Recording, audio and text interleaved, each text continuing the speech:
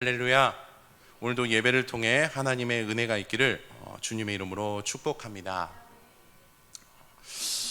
브이로그라는 영상이 있습니다. 브이로그라는 영상이 있습니다. 브이로그는 자신의 일상을 촬영한 동영상을 통해 자신의 일상을 공개하는 컨텐츠입니다. 한때 이 브이로그가 성행한 적이 있었습니다. 나이와 직업을 불문하고 많은 사람이 브이로그를 통해 자신의 일상을 공개했죠. 찾아보니까 브이로그 중에 목회자, 사역자들의 브이로그도 있더라고요. 참 공감되는 부분도 많았습니다. 위로도 많이 받았죠. 어느 날 직장인들의 브이로그를 시청하게 되었습니다. 직장인들의 일상을 살펴보게 되었죠. 이 영상을 보면서 많은 직장인이 기뻐하는 순간, 두 순간을 발견하게 되었습니다. 그 순간은 점심을 하는 시간과 퇴근 시간이었죠.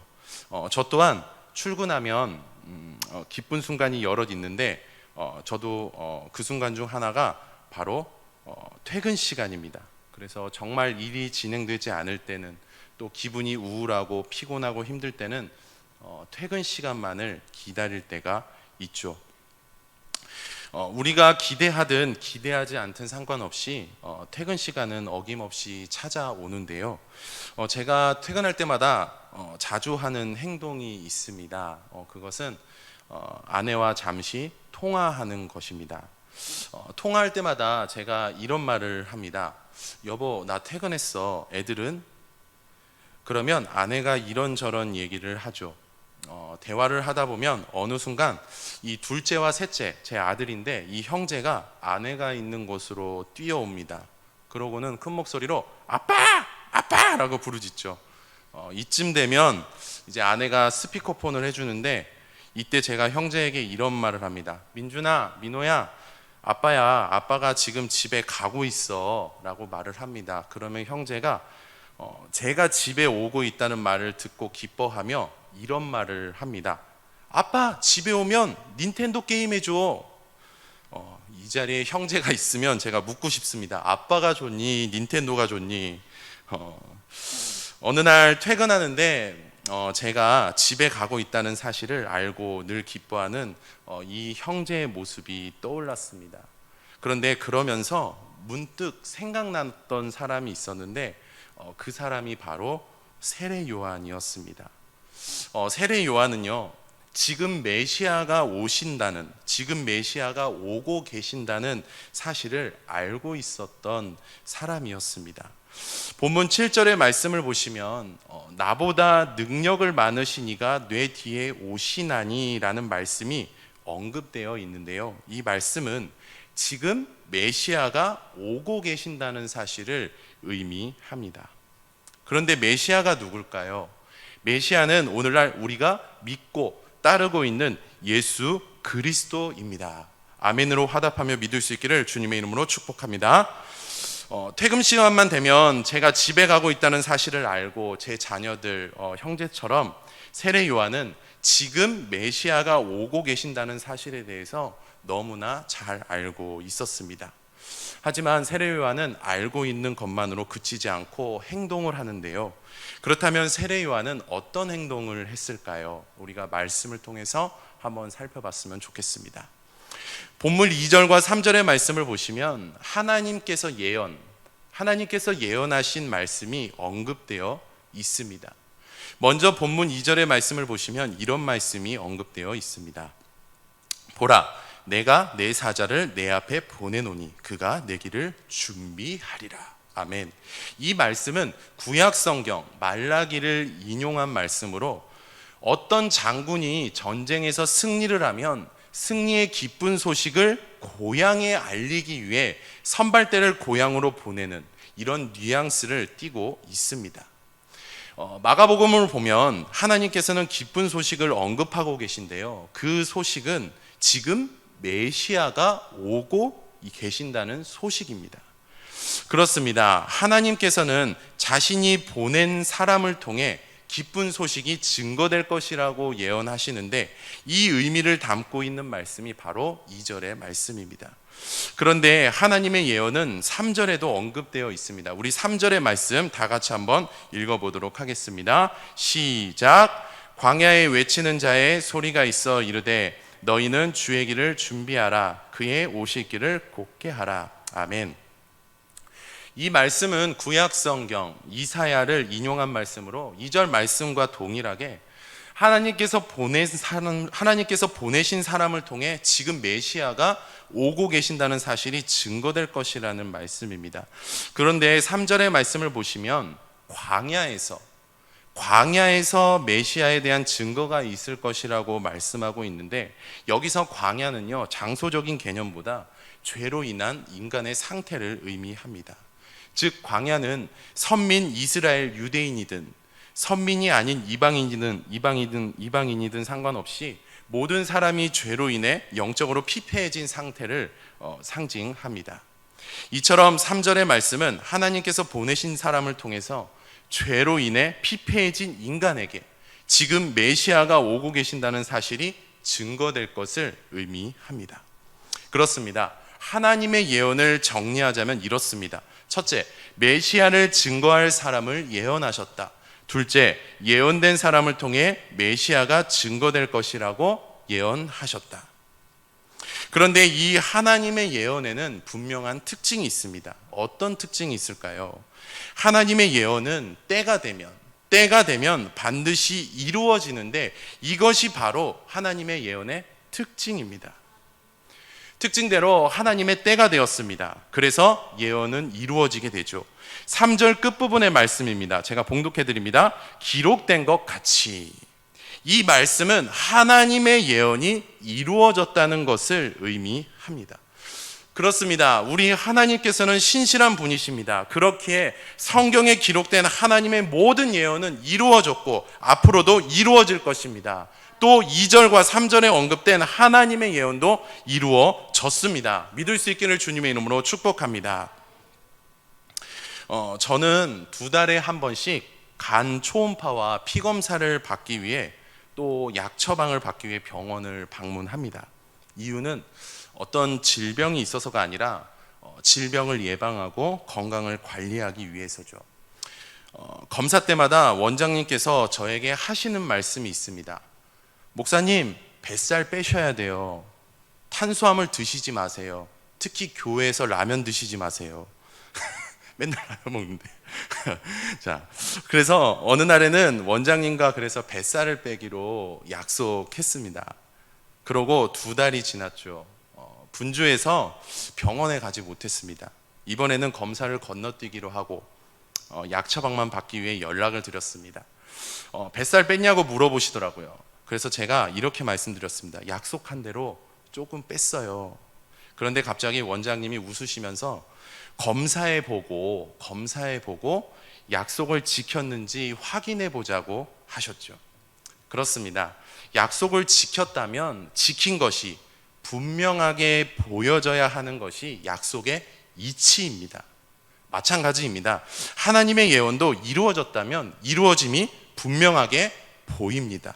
그런데 2절과 3절에 언급된 하나님의 예언도 이루어졌다는 사실이 본문에서 보여지고 있는데요. 그렇다면 하나님의 예언이 이루어졌다는 사실이 어떻게 보여졌을까요? 한번 살펴보겠습니다. 하나님의 예언이 이루어졌다는 사실은 첫째로 예언된 사람이 등장하는 것으로 보여집니다. 자, 하나님께서 예언하신 사람 누굴까요? 그 사람은 본문에 언급된 바로 세례 요한입니다. 이처럼 세례 요한의 등장으로 하나님의 예언이 이루어졌다는 사실이 보여졌습니다. 또 하나님의 예언이 이루어졌다는 사실은 둘째로 예언대로 복음이 증거되는 것으로 보여졌습니다. 우리 8절의 말씀 다 같이 읽어보겠습니다. 시작. 나는 너희에게 물로 세례를 베풀었거니와 그는 너희에게 성령으로 세례를 베푸시리라. 아멘. 세례 요한은 유대 지역에서 회개를 선포합니다. 여기서 회개란 자신의 관점으로 살았던 마음과 생각과 행실을 버리고 하나님의 관점으로 돌이키라는 것을 말하죠. 단순히 하나님 나 잘못했어요가 아니라 전인격적으로 마음과 생각과 행실을 버리고 하나님의 관점으로 돌이키는 것이 진정 회개인 것입니다. 하나님의 관점으로 돌이키면 진정 우리의 영이 삽니다. 우리의 영이 살면 가정이 살고 내 자녀가 살고 교회가 삽니다. 내가 공동체가 삽니다. 회개하고 영이 사는 은혜가 있기를 주님의 이름으로 축복합니다. 이처럼 회개는 하나님의 관점으로 돌이키는 것입니다. 하나님의 관점으로 돌이키면 그런데 이에 대한 증표를 받을 수 있는데 이것이 바로 8절 말씀에 언급된 물세례입니다. 이처럼 물세례는 하나님의 관점으로 돌이켰다는 증표, 즉 회개의 증표입니다. 그러나 물세례가 회개의 증표는 될 수 있어도 구원에 이르게는 할 수 없습니다.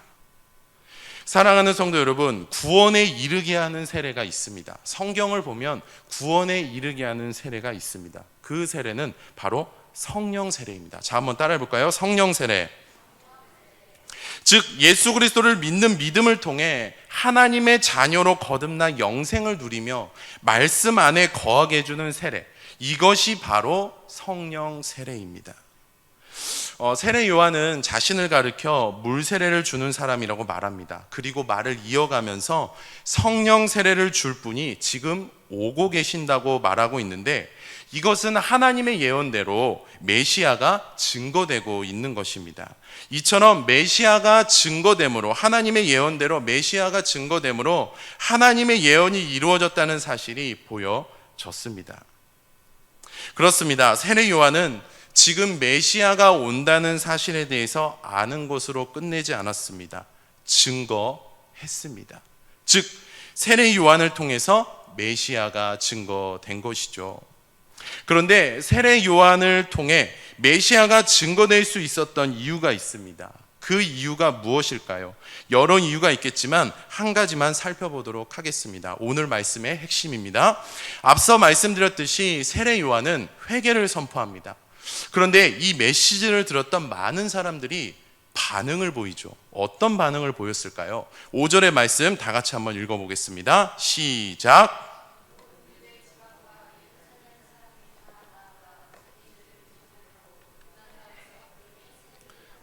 아멘. 방금 말씀드렸던 것처럼 많은 사람들이 회개 메시지를 듣고 회개합니다.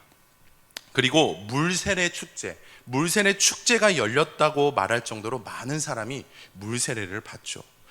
이 사건을 통해서 세례 요한의 인기가 하늘을 찌르게 됩니다. 인기가 얼마나 많았던지 모르는 사람들이 없었죠. 이 사건을 계기로 어떤 사람은 이런 세례 요한을 가리켜 메시아라고, 엘리야 선지자라고 생각하기도 했고 말하기도 했습니다. 또 어떤 사람은 세례 요한에게 메시아 맞죠? 엘리야 맞죠? 라는 질문을 던지기도 했죠.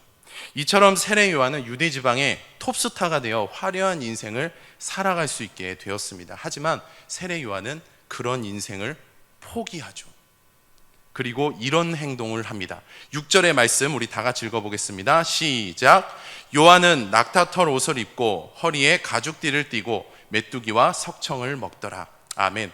낙타털 옷을 입는 것, 허리에 가죽띠를 띠는 것, 메뚜기와 석청을 먹는 것, 이것은 가난한 사람들의 평시 모습입니다. 이처럼 세례 요한은 인생의 화려함을 포기하고 오히려 가난을 선택합니다.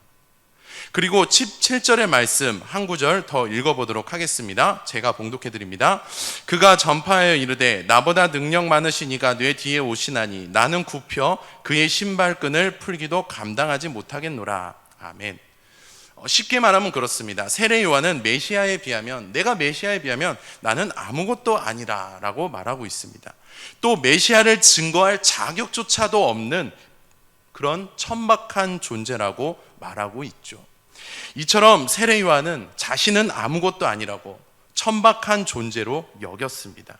그런데 세례 요한이 왜 이런 행동을 했을까요? 왜 이런 말을 했을까요?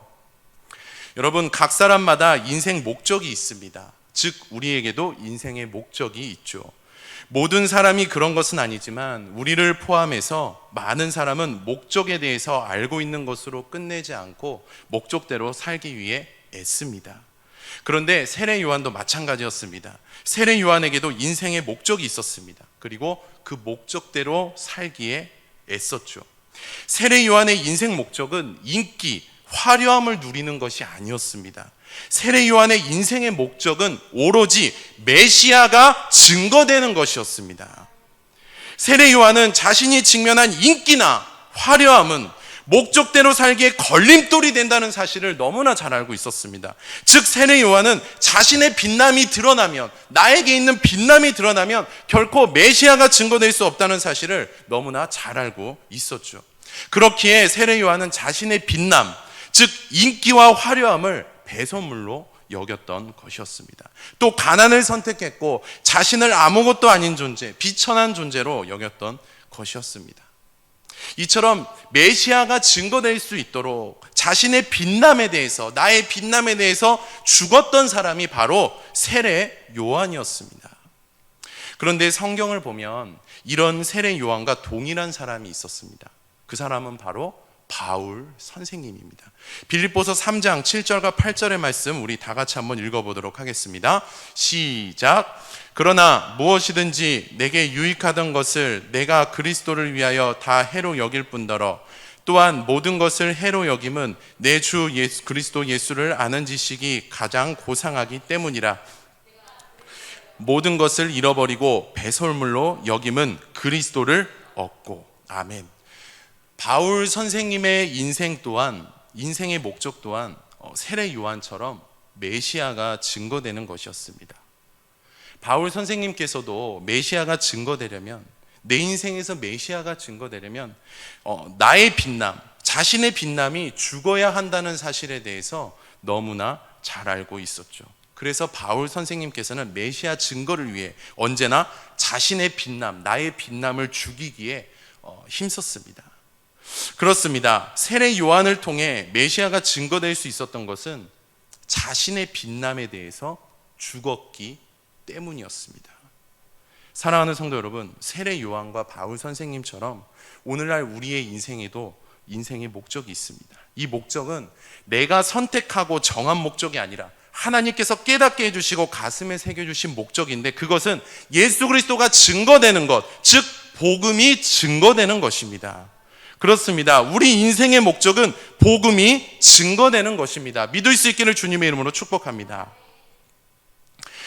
신앙생활을 하다 보면 어느 순간 신앙의 연륜이, 또 지식이, 섬김, 봉사, 헌신이, 은사와 재능이, 외모와 치장과 자신의 꾸밈이, 경제적인 상황이 등등의 것들이 나의 빛남으로 여겨질 때가 있습니다. 그리고 이런 나의 빛남을 자랑하고 싶을 때도 있고 자랑할 때도 있죠. 드러내고 싶을 때도 있고 드러낼 때도 있습니다. 뽐내고 싶을 때도 있고 뽐내는 사람도 있습니다. 그러나 우리는 이런 나의 빛남에 대해서 철저하게 죽어야 합니다. 예수 그리스도께서 우리를 구원하기 위해 십자가에서 못 박혀 죽으신 것처럼 우리의 빛남도 십자가에서 못 박고 죽어야 하는 것이죠. 그래야만 복음이 증거되는 역사가 펼쳐지게 됩니다. 갈라디아서 2장 19절에서부터 21절까지의 말씀을 보시면 이런 말씀이 언급되어 있습니다. 우리 다 같이 한번 천천히 읽어보도록 하겠습니다. 시작. 내가 율법으로 말미암아 율법에 대하여 죽었나니 이는 하나님에 대하여 살려 함이라. 내가 그리스도와 함께 십자가에 못 박혔나니 그런즉 이제는 내가 사는 것이 아니요 오직 내 안에 그리스도께서 사시는 것이라. 이제 내가 육체 가운데 사는 것은 나를 사랑하사 나를 위하여 자기 자신을 버리신 하나님의 아들을 믿는 믿음 안에서 사는 것이라. 내가 하나님의 은혜를 패하지 아니하노니 만일 의롭게 되는 것이 율법으로 말미암으면 그리스도께서 헛되이 죽으셨느니라. 아멘. 바울 선생님의 일평생 신앙 고백입니다. 이 고백은 내가 죽으면 예수 그리스도가 증거된다는 고백이죠. 이처럼 우리의 빛남이 죽으면 복음이 증거됩니다. 우리나라 영화 배우 중에 이준혁 씨가 있습니다. 혹시 아시나요? 저 사진 한 번만 올려주시겠어요? 네, 우리나라 영화 배우 중에 이준혁 씨, 누군지 아시죠? 네, 많은 분들에게 조연 배우라고 알려져 있습니다. 예전에는 조연 배우라고 하면 연기력이나 표현력 등등 주연보다 못한 배우로 여겨졌습니다. 또 실력이 없기에 조연을 하는 것으로 여겨지기도 했죠. 그런데 이준혁 씨는 알고 보면 실력 없는 조연이 아니라 실력이 있는 조연, 주연급의 조연입니다. 우리나라뿐만 아니라 프랑스 등 여러 나라를 돌아다니면서 연기를 공부했던 사람입니다. 우리나라의 톱스타 배우, 베테랑 배우 중에 송중기 씨가 있습니다. 다 아시죠? 네, 사진 한 번만 넘겨주시겠어요? 늑대 소년이라는 영화에서 이제 주연을 맡게 되었죠.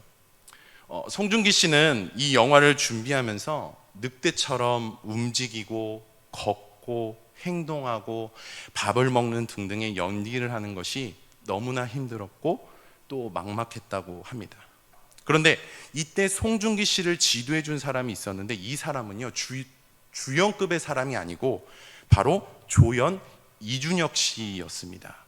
주연이 조연에게 지도를 받은 셈이죠. 이준혁 씨의 지도로 송중기 씨는 성공적으로 영화 촬영을 마칩니다. 그리고 영화가 상영되었죠. 이준혁 씨는 이 영화에서 잠깐 등장하는 경찰력 조연으로 활동합니다.